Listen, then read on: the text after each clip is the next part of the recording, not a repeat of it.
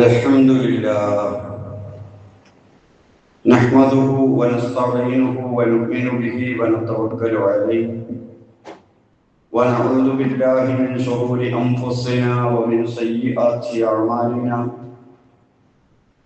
من يهده الله فلا مضل له ومن يضلله فلا هادي له وأشهد أن لا إله إلا الله وحده لا شريك له وأشهد أن محمدًا عبده ورسوله أرسله بالهدى ودين الحق ليظهره على الدين كله ولو كره المشركون اللهم صل على محمد وعلى آل محمد كما صليت على إبراهيم وعلى آل إبراهيم إنك حميد مجيد اللهم بارك على محمد وعلى آل محمد كما باركت على إبراهيم وعلى آل إبراهيم إنك حميد مجيد أما بعد ألا إن خير الكلام كلام الله وخير الهدي هدي محمد صلى الله عليه وسلم وشر الأمور محدثاتها وكل محدثة بدعة وكل بدعة ضلالة أعوذ بالله من الشيطان الرجيم بسم الله الرحمن الرحيم يا أيها الذين آمنوا اتقوا الله حق تقاته ولا تموتن إلا وأنتم مسلمون اتقوا الله عباد الله സഹോദരങ്ങളെ സഹോദരിമാരെ അല്ലാഹുവിന്റെ വിധിവിലക്കുകൾ മനസ്സിലാക്കി ജീവിതത്തിൽ പകർത്താൻ ശ്രമിക്കണമെന്ന് എന്നെയും നിങ്ങളെയും ഓർമ്മപ്പെടുത്തുന്നു, വസിയത്ത് ചെയ്യുന്നു. അല്ലാഹു അതിനെ നമ്മെ അനുഗ്രഹിക്കുമാറാകട്ടെ. ഈ വാരം നിരവധി വിഷയങ്ങൾ ഖുതുബയിൽ ചർച്ചയാകേണ്ടതുണ്ട്. ചന്ദ്രവർഷാരംഭമാണ്. പവിത്രമായ മുഹറം മാസത്തിലാണ് നമ്മളുള്ളത്. റസൂലുള്ളാഹി സ്വല്ലല്ലാഹു അലൈഹി വസല്ലമയുടെയും മൂസാ നബി അലൈഹിസ്സലാമിന്റെയും ഹിജ്റ പാരായണം ഇതെല്ലാം വിഷയമാകാവുന്നതാണ്. ചന്ദ്രവർഷത്തെ സംബന്ധിച്ച് പറഞ്ഞാൽ ചന്ദ്രന്റെ ചലനം അടിസ്ഥാനമാക്കി ആരാധനാകർമ്മങ്ങൾ ചെയ്യുക എന്നത് മുസ്ലിം ഉമ്മത്തിന്റെ മാത്രം പരിപാടിയല്ല. ജൂതന്മാർ അവരുടെ കർമ്മങ്ങൾക്ക് അടിസ്ഥാനമാക്കുന്നത് ചന്ദ്രന്റെ ചലനമാണ്. ഹൈന്ദവ സഹോദരങ്ങൾ അവരും അതിനെയാണ് ആശ്രയിക്കുന്നത്. നമ്മൾ അമാവാസി, കറുത്തവാവ് എന്നൊക്കെ പറയാറുണ്ട്. അത് ചന്ദ്രനുമായി ബന്ധപ്പെട്ടതാണ്. എന്നാൽ ചന്ദ്രന്റെ ഏത് ചലനം എന്ന വിഷയത്തിൽ പലർക്കും പല കാഴ്ചപ്പാടുകളുണ്ട്. നമ്മുടെ അടിസ്ഥാനം നമ്മെ പഠിപ്പിച്ചത് റസൂലുള്ളാഹി സ്വല്ലല്ലാഹു അലൈഹി വസല്ലമയാണ്. നഗ്നനേത്രം കൊണ്ട് ഹിലാല് കാണുക, ഇതാണ് നമ്മുടെ അടിസ്ഥാനം. ഹൈന്ദവരുടേത് കറുത്ത വാവാണ്. ഒരു വാവിൽ തുടങ്ങി അടുത്ത കറുത്ത വാവ് കൊണ്ട് അവസാനിക്കുന്നതാണ് അവർക്കൊരു മാസം. ഉത്തരേന്ത്യയിൽ പോയാൽ വെളുത്ത വാവാണ്. വെളുത്ത വാവ് കൊണ്ട് തുടങ്ങി വെളുത്ത വാവ് കൊണ്ട് അവസാനിക്കുന്നതാണ് അവരുടെ ഒരു മാസം. ഇതൊക്കെ എന്തിനാ ഇപ്പൊ ഖുതുബ പറയുന്നത്? പറയേണ്ടതുണ്ട്. കാരണം നമ്മുടെ സമൂഹത്തിലും റസൂലുള്ളാഹി സ്വല്ലല്ലാഹു അലൈഹി വസല്ലമ പഠിപ്പിച്ചു തന്ന ആശയമല്ലാത്ത പലതും പ്രചരിപ്പിക്കാനുള്ള ശ്രമം നടന്നുകൊണ്ടിരിക്കുകയാണ്. പറയുന്ന ന്യായങ്ങൾ കേട്ടാൽ തോന്നിപ്പോകും ശരിയാണെന്ന്. അപ്പൊ ചെറുപ്പക്കാരൊക്കെ ഒപ്പം കൂടാൻ സാധ്യതയുണ്ട്. ലോകത്തെല്ലായിടത്തും ഒരു ചന്ദ്രനല്ലേ ശരി, ഒരു ഭൂമിയല്ലേ അതും ശരിയാണ്. അപ്പൊ പിന്നെ ഒരു തീയതിയല്ലേ വേണ്ടത്? ലോകത്തെല്ലായിടത്തും ഒരു പെരുന്നാള്, ഒരു അറഫ, അങ്ങനെയൊക്കെയല്ലേ വേണ്ടത്? ഒക്കെ ശരിയാണ്. വാവിനെ അടിസ്ഥാനമാക്കിയിട്ട് ആ രൂപത്തിൽ ഒരു ഇബാദത്ത് റസൂലുള്ളാഹി ക്രമീകരിച്ചിട്ടുണ്ടെങ്കിൽ ആ പറഞ്ഞത് ശരിയാണ്. പ്രാദേശികമായ വൈവിധ്യങ്ങളെ ഉൾക്കൊണ്ടുകൊണ്ടുള്ള ഒരാരാധനാക്രമത്തിന്റെ ഭാഗമായി ഓരോ നാട്ടുകാരും ഹിലാല് കാണുക എന്ന അർത്ഥത്തിൽ റസൂലുള്ളാഹി പറയുകയും സ്വഹാബാക്കളുടെ ജീവിതത്തിൽ അത് പ്രാവർത്തികമാക്കപ്പെടുകയും ചെയ്തപ്പോ കർമ്മകാര്യങ്ങൾക്ക് നമ്മൾ അതിനെ, ആ ഹദീസിനെ, റസൂലുള്ളാഹിയുടെ അധ്യാപനത്തെ അവലംബിക്കും. പക്ഷെ ലോകാടിസ്ഥാനത്തിൽ ഐക്യമുണ്ടാക്കണം എന്ന് പറഞ്ഞുകൊണ്ട് പ്രാദേശിക തലത്തിൽ അനൈക്യമുണ്ടാക്കുന്ന പ്രവർത്തനങ്ങൾ ഈ വിഷയത്തിൽ നമ്മൾ കാണുകയാണ്. ഈ കഴിഞ്ഞ കാലങ്ങളിൽ നമ്മൾ കണ്ടത് ഒരു ദിവസം മുമ്പ് പെരുന്നാളേക്കുക, അതൊന്നും ശ്രദ്ധിക്കപ്പെടാതായപ്പോ ഈ പ്രാവശ്യം 2 ദിവസം മുമ്പ് അങ്ങ് കഴിച്ചു, എന്നിട്ടെങ്കിലും ഭർത്താനാകട്ടെ എന്ന രൂപത്തിൽ. ഇല്ല, റസൂലുള്ളാഹി സ്വല്ലല്ലാഹു അലൈഹി വസല്ലമ എന്ത് പറഞ്ഞുവോ അത് സ്വീകരിക്കുകയും നമ്മുടെ യുക്തിയും അഭിപ്രായങ്ങളൊക്കെ തൽക്കാലം അവിടെ മാറ്റിവെക്കുകയും ചെയ്യുക. നമുക്കറിയാം, ഈ ഹിലാൽ കലണ്ടർ അതല്ലെങ്കിൽ ഹിജ്റ കലണ്ടർ പ്രകാരം തന്നെ ശമ്പളം വരെ കൊടുക്കുന്ന രാജ്യങ്ങളിൽ പോലും പെരുന്നാളും നോമ്പും ഇതുപോലുള്ള കർമ്മകാര്യങ്ങൾ മാസം കാണുന്നതിനെ അടിസ്ഥാനമാക്കിയിട്ട് അത് മറ്റൊരു ദിവസവും കലണ്ടറിൽ വേറൊരു ദിവസവും ഉള്ളത് നമുക്ക് കാണാൻ കഴിയും. ലോകാടിസ്ഥാനത്തിൽ പണ്ഡിതന്മാർ റസൂലുള്ളാഹിയുടെ ഹദീസിന് നൽകുന്ന പ്രാധാന്യമാണ് അതിലൂടെ നമുക്ക് മനസ്സിലാക്കാൻ സാധിക്കുന്നത്. ഏതായാലും കൂടുതൽ പറയുന്നില്ല. നമ്മുടെ ഈ മുഹറം മാസത്തിൽ, വളരെ പ്രധാനപ്പെട്ട ഈ മാസത്തിൽ നമുക്ക് ചെയ്യാനുള്ള പ്രത്യേകമായ ഇബാദത്ത് 10ന്റെ അന്ന് നോമ്പെടുക്കുക എന്നതാണ്. റസൂൽ സല്ലല്ലാഹു അലൈഹി വസല്ലം മദീനയിൽ ചെന്നപ്പോഴുള്ള ഒരു അനുഭവം ഹദീസിന്റെ ഗ്രന്ഥങ്ങളിൽ കാണാം. ഖദിമൻ നബിയു സല്ലല്ലാഹു അലൈഹി വസല്ലം അൽ മദീന, റസൂലുള്ളാഹി മദീനയിൽ ചെന്നു. ഫറഅൽ യഹൂദ തസൂമു യൗമ ആശൂറ, ജൂതന്മാർ ആശൂറ ദിവസം നോമ്പെടുക്കുന്നു. ഫഖാൽ, അപ്പോൾ റസൂൽ ചോദിച്ചു, മാ ഹാദാ, ഇതെന്താണിത്? ഖാലു, അവര് പറഞ്ഞു, ഹാദാ യൗമുൻ സാലിഹ്, ഇതൊരു നല്ല ദിവസമാണ്. ഹാദാ യൗമുൻ നജ്ജല്ലാഹു ബനി ഇസ്രായീല മിൻ അദുവ്വിഹിം, അല്ലാഹു തആല ഇസ്രായേൽ സമൂഹത്തെ അവരുടെ ശത്രുവിൽ നിന്ന് മോചിപ്പിച്ച ദിവസമാണിത്. ഫസാമഹു മൂസ, മൂസ അലൈഹിസ്സലാം നോമ്പെടുത്തിട്ടുണ്ട്. ഖാല, ഇത് കേട്ടപ്പോൾ റസൂൽ പറഞ്ഞു, ഫഅന അഹഖു ബി മൂസ മിൻകും, നിങ്ങളെക്കാൾ മൂസയുമായി കടപ്പെട്ടവൻ ഞാനാണ്. കാരണം മൂസാ നബി അലൈഹിസ്സലാം പ്രചരിപ്പിച്ച ആശയം പ്രചരിപ്പിക്കുന്നവർ, മൂസാ നബി അലൈഹിസ്സലാമിന്റെ സംസ്കാരം ലോകത്തിന് മുന്നിൽ പ്രചരിപ്പിക്കുന്നവർ ഞങ്ങളാണ് എന്ന രൂപത്തിൽ റസൂലുള്ളാഹി പ്രതികരിക്കുകയും ഫസാമഹു വ അമറ ബിസിയാമിഹി, നോമ്പെടുക്കുകയും നോമ്പെടുക്കാൻ കൽപ്പിക്കുകയും ചെയ്തതായി നമുക്ക് ഹദീസിന്റെ ഗ്രന്ഥങ്ങളിൽ കാണാം. ആ ജൂത വിഭാഗത്തോട് കർമ്മശൈലിയിലുള്ള ഒരു ഭിന്നിപ്പ് രേഖപ്പെടുത്തുന്നതിന്റെ ഭാഗമായി 9ന്റെ അന്ന് കൂടി നോമ്പെടുക്കും എന്ന റസൂലുള്ളാഹിയുടെ പ്രഖ്യാപനം. ഞാൻ അടുത്ത കൊല്ലണ്ടെങ്കിൽ 9ന് നോമ്പെടുക്കും, അല്ലെങ്കിൽ സൂമു യൗമൻ ഖബലഹു ഔ യൗമൻ ബഅദഹു, ഒന്നുകിൽ നിങ്ങൾ ആശൂറയുടെ മുമ്പ് 9ന്റെ അന്ന് നോമ്പെടുക്കുക, അല്ലെങ്കിൽ അതിന് ശേഷം 11ന്റെ അന്ന് നോമ്പെടുക്കുക. ഏതെങ്കിലും ഒരു വിധേന വിയോജിപ്പ് പ്രകടിപ്പിക്കാൻ റസൂലുള്ളാഹി സ്വല്ലല്ലാഹു അലൈഹി വസല്ലമ പ്രഖ്യാപിച്ചത് നമുക്ക് കാണാൻ കഴിയും. ഇത് തർക്കിക്കേണ്ട വിഷയമല്ല. 10ന്റെ അന്ന് നോമ്പെടുത്താൽ തന്നെ അസ്ലു സുന്ന കിട്ടും.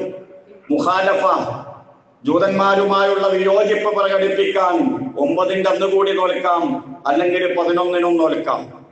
ഏതായാലും 3500 വർഷങ്ങൾക്ക് മുമ്പ് ഈ ഭൂമിയിൽ സംഭവിച്ച ഒരു ചരിത്ര യാഥാർത്ഥ്യത്തിലേക്ക് വർഷാവർഷം നമ്മുടെ ശ്രദ്ധ തിരിച്ചു കൊണ്ടുപോകുന്ന മാസമാണ് മുഹറം മാസം.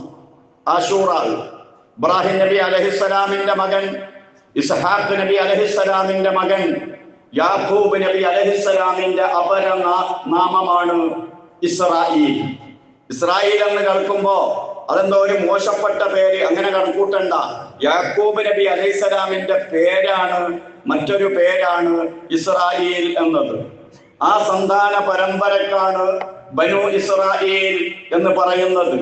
വലിയ ഉത്തമ സമുദായമായി അന്ന് ലോകത്തുള്ള മനുഷ്യരുടെ കൂട്ടത്തിൽ പ്രത്യേകമായി അള്ള തെരഞ്ഞെടുക്കുകയും ഒരുപാട് ആനുകൂല്യങ്ങൾ നൽകുകയും ചെയ്ത ഒരു നല്ല സമൂഹമായിരുന്നു ഇസ്രായേൽ സമൂഹം. അവരെങ്ങനെ ഈ ഫിർഔനിന്റെ നാട്ടിലെത്തി, ഈജിപ്തിലെത്തി, ഫലസ്തീനിലായിരുന്നല്ലോ അവരുണ്ടായിരുന്നത്. നമുക്കറിയാം, യാക്കൂബ് അലൈഹിസ്സലാമിന്റെ മകൻ യൂസുഫ് നബി അലൈഹിസ്സലാമിനെ കിണറ്റിലിടുകയും അങ്ങനെ യൂസുഫ് നബി അലൈഹിസ്സലാമിനെ കച്ചവടക്കാർ കൊണ്ടുപോയി ഈജിപ്തിൽ വിൽക്കുകയുമാണ് ഉണ്ടായത്. ഇതൊരു പറച്ചു നടലാണ്. അള്ളാഹുവിന് ഒരു വലിയ പദ്ധതിയുണ്ട്, ഒരു വലിയ പ്ലാൻ ഉണ്ട്. ആ പ്ലാൻ നടപ്പിലാക്കുകയാണ് റബ്ബ് സുബ്ഹാനഹു വ തആല യാക്കൂബിന്റെ മകനായ യൂസുഫിനെ ഫലസ്തീനിൽ നിന്ന് ഈജിപ്തിലെത്തിക്കുക വഴി അള്ളാഹു ആ പ്ലാന് നടപ്പിലാക്കുകയാണ്. ആ സമയത്ത്, ആ ഒരു കാലഘട്ടത്തിലാണ് ഈ ഫിർഔൻ എന്ന് പറയുന്നത് ഏതെങ്കിലും ഒരു വ്യക്തിയുടെ പേരല്ല, അതൊരു രാജവംശമാണ്. ആ രാജവംശത്തിൽപ്പെട്ട ഒരു ഫറോവ സ്വപ്നം കാണുകയാണ്. ഇന്ന നാറൻ മിൻ ജിഹത്തിൽ മുഖദ്ദസ്, ബൈത്തുൽ മുഖദ്ദസിന്റെ ഭാഗത്തു നിന്ന് വരുന്ന ഒരു അഗ്നി ഈജിപ്ത് കീഴടക്കുകയും കിബുത്തികളെ മുഴുവനും നശിപ്പിക്കുകയും ഇസ്രായേലിയരെ അത്യുന്നതയിലേക്ക് നയിക്കുകയും ചെയ്യുന്ന ഒരു അനുഭവം ഉണ്ടാകുമെന്ന് സ്വപ്നം കണ്ടപ്പോ അതിന്റെ ഭാഗമായിട്ടാണ് ആൺകുട്ടികളെ കൊന്നു നശിപ്പിക്കാൻ ഫിർഔൻ തുടങ്ങിയത്. ഖുർആൻ പറയുന്നു, ഇന്ന ഫിർഔന അലാ ഫിൽ അർളി വജഅല അഹ്ലഹാ ശിയഅ. ഈ ഭൂമിയിലുള്ള അന്നത്തെ ആളുകളെ മുഴുവനും ഭിന്നിപ്പിച്ച് ഭരിച്ചു. കിബുത്തികൾ, ഇസ്രായേലിയർ, നാട്ടുകാർ, വന്നു താമസിച്ച ആളുകൾ എന്ന രൂപത്തിൽ രണ്ട് വിഭാഗമാക്കി. യസ്തളിഫു ത്വായിഫത മിൻഹും, അധമ വിഭാഗത്തെ സൃഷ്ടിച്ചു. അങ്ങനെ അവിടെ മേലാളന്മാരും കീയാളന്മാരും ഉണ്ടായി. മേലാളന്മാർ ചെയ്ത പണി എന്താണ്? യുദബ്ബിഹു അബ്നാഅഹും, അവരുടെ കീയാളന്മാരുടെ ആൺകുട്ടികളെ അറുകൊല ചെയ്ത് കളഞ്ഞു, മൃഗതുല്യമായി പീഡിപ്പിച്ചു, ഭാരിച്ച ജോലികൾ ചെയ്യിപ്പിച്ചു. എന്തിനേറെ, സമപ്രായക്കാരായ ഒരേ ഉയരമുള്ള സ്ത്രീകളെ കൊണ്ടുവന്നിട്ട് അർദ്ധനഗ്നരായി കോണിപ്പടിയിൽ നിർത്തിയിട്ട് അവരുടെ നഗ്നഭാഗങ്ങൾ കോണി കയറുമ്പോൾ പിടിക്കാനുള്ള ഉപകരണമായി വരെ ഫിർഔൻ ഉപയോഗിച്ചു എന്ന് അവന്റെ ക്രൂരത വിവരിക്കുന്ന ചരിത്രത്തിൽ നമുക്ക് കാണാൻ കഴിയും. അപ്പോഴാണ് ആ ഇസ്രായേലിയരെ മോചിപ്പിക്കാനായി മൂസാ നബി അലൈഹിസ്സലാമിനെ അല്ലാഹു തആല തെരഞ്ഞെടുക്കുന്നത്. അതിനുള്ള പ്ലാൻ റബ്ബ് സുബ്ഹാനഹു വ തആല തയ്യാറാക്കിയത് ഫിർഔനിനെ ബോധവൽക്കരിക്കാനും ഫിർഔനിന്റെ ഈ ഭരണം അവസാനിപ്പിക്കാനുമുള്ള കുട്ടി ഫിർഔനിന്റെ കൊട്ടാരത്തിൽ തന്നെ വളർന്നു വരണം. ഇത് ഔഹൈനാ ഇലാ ഉമ്മിക മാ യുഹാ. അതിനുവേണ്ടി മൂസാ നബി അലൈഹിസ്സലാമിന്റെ മാതാവിന് സന്ദേശം നൽകി. അൻഖദിഫീഹി ഫിത്താബൂതി വഖദിഫീഹി ഫിൽയം, പെട്ടിയിലാക്കണം കുട്ടിയെ, അതുപോലെ നൈൽ നദിയിലേക്ക് ഒഴുക്കണം. ഇത് മൂസാ നബി അലൈഹിസ്സലാമിന്റെ മാതാവിന്റെ മനസ്സിൽ അല്ലാഹു തആല ദൃഢമായി ഉറപ്പിച്ച ഒരു വഹയി സന്ദേശമാണെങ്കിൽ നൈൽ നദിക്ക് അല്ലാഹു മറ്റൊരു വഹയി കൊടുത്തു.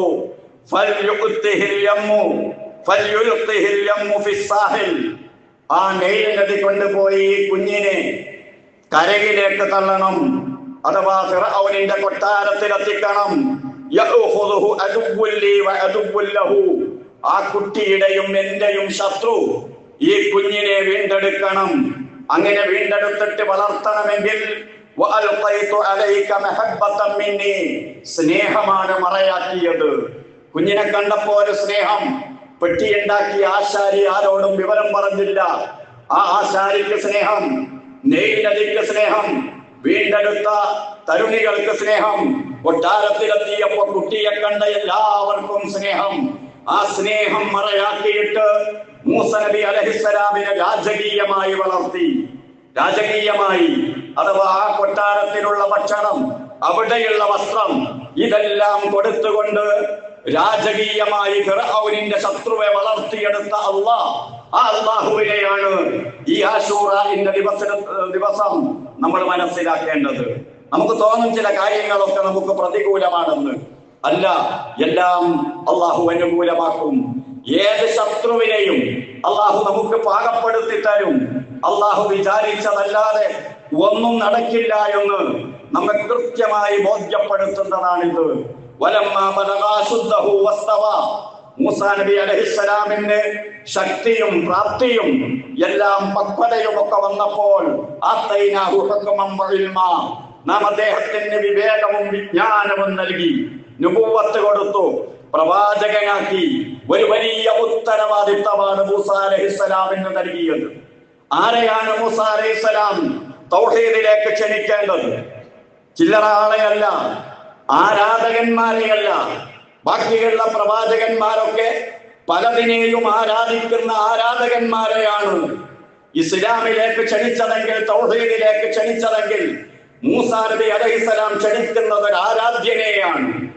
ഞാനാണ് ഇലാഹ് എന്ന് പറയുന്നവനെ, ഞാനാണ് റബ്ബ് എന്ന് പറയുന്നവനെ. ഫിർഔനിന്റെ വാക്ക് ഖുർആൻ ഉദ്ധരിച്ചു,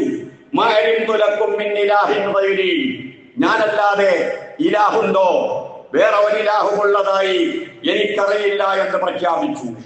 പല ആളുകളും ദിവ്യത്വം ചമയാറുണ്ട്. നമ്മുടെ നാട്ടിലും ഇല്ലേ, പല സ്ത്രീകളും പുരുഷന്മാരും ഒക്കെ ഇലാഹായി ചമയാറുണ്ട്. അത് ലോകത്ത് പലരും അവകാശപ്പെട്ടതാണ്. പക്ഷേ ആ അവകാശവാദം ഉന്നയിക്കുന്നതിനപ്പുറം ഒരു 10-40 കൊല്ലം ഞാൻ ഇലാഹാണ് എന്ന് ആളുകളെ പറഞ്ഞ് ബോധ്യപ്പെടുത്താൻ പരിശ്രമിച്ച ഫിർഔൻ അവസാനം ആ ഇലാഹാകാനുള്ള യോഗ്യത പോലും എനിക്കുണ്ട്, ഞാൻ റബ്ബുമാണ് എന്ന് ലോകത്താരും പറയാത്ത റുബൂബിയ്യത്തിന്റെ വാദം ഉന്നയിച്ചു. വാന റബ്ബുക്കുമുല്ലഅല, ഞാനാണ് അത്യുന്നതനായ സൃഷ്ടാവ്, നിയന്താവ്, മുദബ്ബിറുൽ ആലം, ഞാനാണ് ലോകം നിയന്ത്രിക്കുന്നത് ഞാനാണ് എന്ന ഫിർഔനിന്റെ വാദം ലോകത്താരും ഉന്നയിച്ചിട്ടില്ല. ഫിർഔൻ കഴിഞ്ഞതിന് ശേഷം അടുത്ത് കേരളത്തിലാണ് അത് കടന്നു വരുന്നത്. അതായത് സിഎമ്മിനെ പറ്റി പറയുന്നുണ്ട് മുദബ്ബിറുൽ ആലമാണെന്ന്.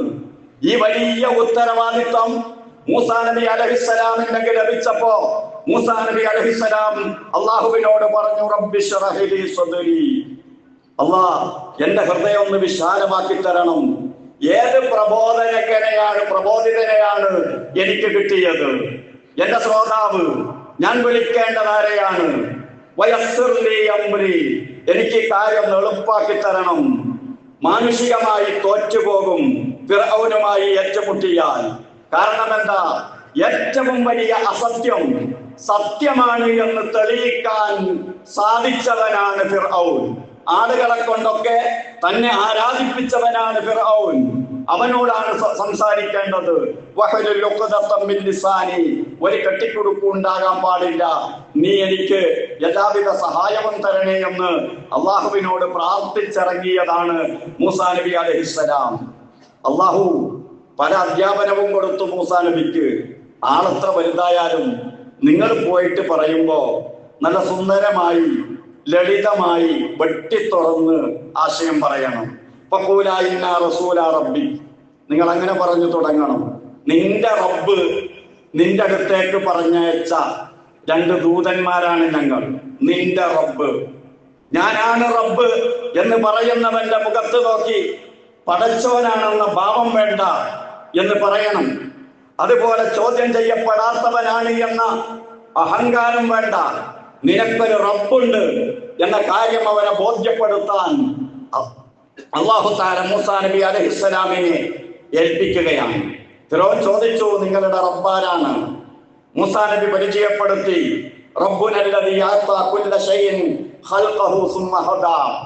അതെ, ഓരോ വസ്തുവിനും അതിന്റെ പ്രകൃതം നൽകുകയും ആ പ്രകൃതം അനുസരിച്ച് വളരാനുള്ള സൗകര്യങ്ങൾ ഏർപ്പെടുത്തി കൊടുക്കുകയും ചെയ്തവൻ അവനാരോ? അവനാണ് എന്റെ റബ്ബ്, ഞങ്ങളുടെ റബ്ബ് എന്ന് മൂസാ നബി അലൈഹിസ്സലാം ഫിർഔനിനോട് പറഞ്ഞു. റബ്ബിനെ മനസ്സിലാക്കേണ്ടത് ഈ പ്രകൃതിയിൽ നിന്നാണ്. അതിന് വേറെ പോകേണ്ട ആവശ്യമില്ല. എല്ലാം ഉണ്ടാക്കി വെച്ചവനാണ് റബ്ബ് എന്ന് മൂസാ നബി അലൈഹിസ്സലാം പറഞ്ഞപ്പോ ഫിർഔൻ ഉത്തരം മുട്ടിയാ പിന്നെ എന്താ ചെയ്യാ? വിഷയം മാറ്റണം. വിഷയം മാറ്റിയിട്ട് രാജ്യസ്നേഹം പറയണം. രാജ്യത്തിന്റെ പൈതൃകം, നമ്മുടെ പിതൃവ്യന്മാരായി നമുക്ക് നൽകിയ ആദർശം, അതൊക്കെ നശിപ്പിക്കാൻ വന്ന ആളുകളാണ് എന്ന രൂപത്തിൽ ഫിർഔനും അവിടെയുള്ള മേലാളന്മാരും സംസാരിച്ചത്. വിഷയം മാറ്റിയത് ഖുർആൻ പറയുന്നു, ഖാലൽ മലഉ മിൻ ഖൗമി ഫിർഔന ഇന്ന ഹാദാ ലസാഹിറുൻ അലീം. ഇതൊരു പഠിച്ച മജീഷ്യനാണ്. യുരീദു അൻ യുഖ്രിജകും മിൻ അർദികും, നിങ്ങളുടെ നാട്ടിൽ നിന്ന് നിങ്ങളെ പുറത്താക്കാൻ വന്നതാണ്. അതുകൊണ്ട് നിങ്ങൾ എന്താണ് കൽപ്പിക്കുന്നത്? നമ്മൾ എന്താ ചെയ്യേണ്ടത്? രാജ്യസ്നേഹത്തിന്റെ പേരിലുള്ള പൊങ്ങച്ചം. ഇതൊക്കെ പറഞ്ഞുകൊണ്ടാണ് ഫിർഔൻ അന്ന് മൂസാ നബി അലൈഹിസ്സലാമിനെ നേരിട്ടത് എന്ന് വിശുദ്ധ ഖുർആൻ വളരെ വ്യക്തമായി നമ്മളോട് പറഞ്ഞു തരികയാണ്. ഏതായാലും മൂസാ അലൈഹിസ്സലാം ഒരുപാട് മുഅ്ജിസത്തുകൾ കാണിച്ചു. ആ ഫിർഔനിന്റെ ജനതയിൽപ്പെട്ട കുട്ടികളല്ലാതെ, അഥവാ പാർശ്വവൽക്കരിക്കപ്പെട്ട അങ്കുലീപരിമിതമായ ആളുകളല്ലാതെ മൂസാ നബി അലൈഹിസ്സലാമിൽ വിശ്വസിച്ചില്ല. ഒരു കുറച്ചാളുകളെ കിട്ടി മൂസാ നബി അലൈഹിസ്സലാമിന്, അത്രയേ ഉള്ളൂ. നമുക്ക് ഹദീസിന്റെ ഗ്രന്ഥങ്ങളിലൊക്കെ കാണാം മൂസാ നബി അലൈഹിസ്സലാമിനെ വിശ്വസിച്ച ആ ആളുകളുടെ ചരിത്രം. ആ വിശ്വസിച്ച ആളുകൾ തന്നെ എങ്ങനെയാണ് വിശ്വസിച്ചത്? ഫിർഔനിനെ പേടിച്ചുകൊണ്ടാണ് വിശ്വസിച്ചത്. ആ ഫിർഔനിന്റെ കിങ്കരന്മാരെയും പേടിക്കുന്നു. അവർക്ക് വല്ല കുഴപ്പവും ഉണ്ടാക്കി കളയുമോ എന്ന ഭയം. എങ്ങനെ പേടിക്കാതിരിക്കും? അവൻ എന്തും ചെയ്യുന്നവനാണ്, മേലാളനാണ്, അതിര് കവിഞ്ഞവനാണ് എന്നൊക്കെ അവനെ സംബന്ധിച്ച് വിശുദ്ധ ഖുർആൻ പറഞ്ഞത് നമുക്ക് കാണാൻ കഴിയും. ഏതായാലും അന്ന് ഒരുപാട് ആളുകൾ കുറച്ചാളുകൾ വിശ്വസിച്ചിട്ടുണ്ട്. ആ കൂട്ടത്തിന് നമുക്ക് ഇമാം അഹ്മദ് അദ്ദേഹത്തിന്റെ മുസ്നദിൽ റിപ്പോർട്ട് ചെയ്യുന്ന മാഷിത്തയെ കാണാവുന്നതാണ്. മാഷിത്ത എന്ന് പറഞ്ഞാൽ മുടി ചീകുന്നവർ എന്നാണ് അതിന്റെ അർത്ഥം. അതായത് ഫിർഔനിന്റെ മകളുടെ മുടി ചീകിക്കൊടുക്കുന്ന ഒരു സഹോദരി ചീർപ്പ് നിലത്ത് വീണപ്പോ ആ ചീർപ്പെടുക്കാൻ ബിസ്മില്ല എന്ന് പറഞ്ഞുകൊണ്ട് ചീർപ്പെടുത്തപ്പോ ഫിർഔന്റെ മോള് ചോദിച്ചു, ബിസ്മില്ല എന്നോ? ഏതാണ് അള്ളാഹ്?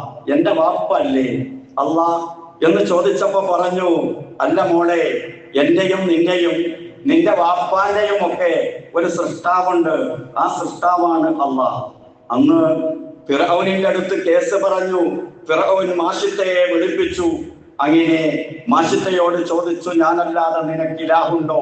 അതെ, എന്റെയും നിങ്ങളുടെയും എല്ലാ മനുഷ്യരുടെയും ഇലാഹായ അള്ളാഹു, അവനാണ് യഥാർത്ഥ ഇലാഹ് എന്ന് പറഞ്ഞപ്പോ മാഷിത്തയുടെ 5 മക്കളെ ഓരോന്നിനെയായി എണ്ണ തിളപ്പിച്ചിട്ട് അതിലിട്ട് കൊല്ലാണ് ഫിർഔൻ. ക്രൂരമായ പീഡനം. മൂത്ത മകനെ കൊന്നു, ഇളയ മകനെ കൊന്നു, അവസാനം 5ാമത്തെ മകനെ ഫിർഔൻ പിടിച്ചപ്പോ, മുലകുടി പ്രായത്തിലുള്ള പിഞ്ചോമനെ പിടിച്ചപ്പോ ആ സഹോദരി ഒന്നങ്ങ് പതറിപ്പോയി. ആ പതറല് കണ്ടപ്പോ പൊന്നുമോൻ പറയാനില്ല, ഉമ്മ, ഈ ദുനിയാവിന്റെ ശിക്ഷ വളരെ നിസ്സാരമാണ് എന്ന് പറയുകയും അങ്ങനെ അതിനെയും കൂടി ആ എണ്ണയിലിട്ട് പൊരിച്ചു കൊന്നപ്പോ അവസാനം പിടിക്കുന്നത് മാഷിത്തയെയാണ്. മാഷിത്തയെ പിടിക്കാൻ വന്നപ്പോ ഫിർഔൻ ചോദിച്ചു, അന്തിമമായി വല്ലതും പറയാനുണ്ടോ? ഉണ്ട്. ഈ പൊങ്ങിക്കിടക്കുന്ന എന്റെ മക്കളുടെ എല്ലുകൂട്ടങ്ങൾ, എന്റെ എല്ലുകൂട്ടവും ഈ എണ്ണയിൽ പൊങ്ങി നിൽക്കുമ്പോ അതൊന്നിച്ച് പാക്ക് ചെയ്ത് ഒരു കുഴിയിൽ അടക്കണേ എന്ന് മാത്രമായിരുന്നു ആ ഉമ്മാക്ക് പറയാനുണ്ടായിരുന്നത്. ലാ ഇലാഹ ഇല്ലല്ലാഹ് എന്ന ആദർശത്തിന് വേണ്ടി ഫിർഔനിന്റെ കൊട്ടാരത്തിൽ പൊലിഞ്ഞു തീർന്നു പോയ ഒരുപാട് ജീവനുകളുണ്ട്. ആ ജീവനുകളിൽ മാഷിത്ത ശ്രദ്ധിക്കപ്പെടേണ്ടതാണ്. മിറാജിന്റെ രാവിലെ സ്വർഗം സന്ദർശിക്കുമ്പോ അല്ലാഹുവിന്റെ റസൂലിന് ഒരു സുഗന്ധമുണ്ടായി. ആ സുഗന്ധം ആസ്വദിച്ചുകൊണ്ട് ചോദിച്ചു, അല്ല ജിബ്രീൽ, ഇതെന്താണ് ഈ സുഗന്ധമെന്ന്? ജിബ്രീൽ അലൈഹിസ്സലാം പറഞ്ഞു കൊടുത്തു, അത് മാഷിത്തയുടെ സുഗന്ധമാണ്, അവരുടെ സ്വർഗമാണ്. അള്ളാഹ് സമ്മാനിച്ചതാ. ഫിർഔനിന്റെ കൊട്ടാരത്തിൽ നിന്ന് അള്ളാഹ് സ്വർഗത്തിലേക്ക് കൊണ്ടുപോയതാ ആസിയയെ. ചേതനയറ്റ ശരീരത്തിലാണ് അവര് പാറക്കല്ലിട്ടത്. മരുഭൂമിയിൽ മലർത്തി കിടത്തി ആകാശത്തേക്ക് നോക്കുമ്പോ അള്ളാഹ് കാണിച്ചു കൊടുത്തില്ലേ ആസിയ ബീവിക്ക് സ്വർഗത്തിലെ കൊട്ടാരം. ഫിർഔനിന്റെ കൊട്ടാരത്തിൽ നിന്ന് ഇറക്കിക്കൊണ്ടുവന്ന ആസിയക്ക് അള്ളാഹ് കാണിച്ചു കൊടുത്തതാ. അപ്പൊ ആസിയ പറഞ്ഞു, റബ്ബി ബിനി ലീ ഇൻദക ബൈതൻ ഫിൽ ജന്ന, നാദാ നിന്റെ സമീപത്ത് എനിക്കൊരു വീട് നീ പണിതു തരണം. ആസിയ റളിയല്ലാഹു അൻഹായെ അല്ലാഹു തആല റൂഹ് പിടിച്ചു കൊണ്ടുപോയി. ചേതനയറ്റ ശരീരത്തിൽ ഫിർഔനിന്റെ കിങ്കരന്മാർ കല്ലിട്ടിട്ട് അവരുടെ ആശ തീർക്കുകയാണ്. തൗഹീദ് ലാ ഇലാഹ ഇല്ലല്ലാഹ്, അതാണ് ഇതിന്റെ എല്ലാം പിന്നിൽ തെളിഞ്ഞു നിൽക്കുന്നത്. അത് തന്നെയാണ് ആശൂറാ നമുക്ക് നൽകുന്ന സന്ദേശം. അതുകൊണ്ട് ഒരു നന്ദി പ്രകടനം എന്നോണം ഒരു വർഷത്തെ തെറ്റ് പൊറുപ്പിക്കാൻ നമ്മളെല്ലാവരും ആശൂറാന്റെ നോമ്പെടുക്കുക, തൗഹീദ് ഓർമ്മിക്കുക. അങ്ങനെ അംബിയായിനോട് അവരുടെ പ്രവർത്തനത്തോട് ചേർന്ന് നിൽക്കുക. അല്ലാഹു തൗഫീഖ് നൽകുമാറാകട്ടെ. അഖൂലു ഖൗലി ഹാദാ വഅസ്തഗ്ഫിറുല്ലാഹൽ അലീം ലി വലക്കും വഅസ്തഗ്ഫിഹി അന്നി വഅൻകും വഅൻ ജമീഇൽ മുസ്ലിമീന വൽ മുഅ്മിനീന അജ്മഈൻ ഫസ്തഗ്ഫിറൂ ഇന്നഹു ഹുവൽ ഗഫൂറുർ റഹീം.